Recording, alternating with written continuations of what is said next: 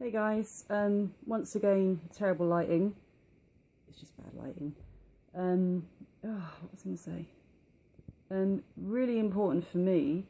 I didn't really like discussing it because I just feel awkward talking about it. But I think if you have a very, very long illness, you're going to get depressed at some point. It's natural. And I think the scary thing about depression is it creeps up on you really, really slowly. And you don't always notice it because you can feel quite numb, you just don't react to things like you usually would. The things that used to lift your spirits don't anymore. And it really, really creeped up on me.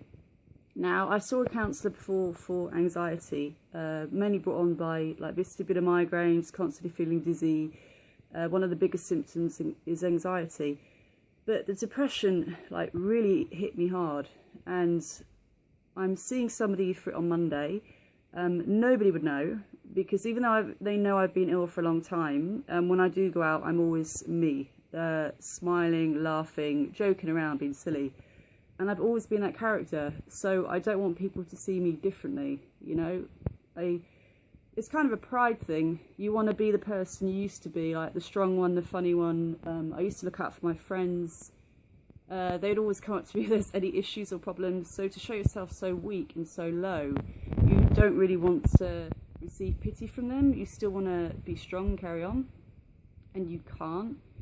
And I only told, oh, I get upset, but I only told my partner how bad it was, actually, last week, where I said to him, I just feel like sometimes you're just working to live and not actually living, okay?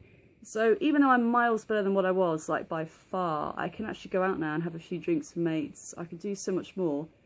I still can't do the things I used to do. And I was really sporty. So I think if you're a really, really sporty person and then you can't do the things you used to, you get down as well. So I can't run at the moment. Climbing's definitely a no. I just started to get into climbing before this happens. Met a really cool crowd as well. Really decent, not down the climbing kind of school. And then I had to stop. Obviously, vertigo and climbing, a bit of a silly idea. Surfing, I hope to get back to it as soon as possible. Anyway, basically I was a really, really sporty person. I used to do like martial arts for a few years and everything, and then it just stopped. I can't do that at the moment. But I'm still trying to keep up the appearance that I'm still sporty, I'm outgoing, I'm fun. You know what I mean? You still try and keep up that appearance that you're how everybody remembers you. Because in a way you kind of died. Your character's died. The person you were has died and you're a new person. But other people can't really see that. So you just try and live up to their expectations. Does that make sense? So yeah, update wise, physically I am a lot better. I still get dizziness every day, but nowhere near as bad as it was. I still get headaches, but not as frequently either. Tiredness, I'm not as tired. It kind of comes in patches, you know what I mean? If I'm stressed, that's the biggest thing.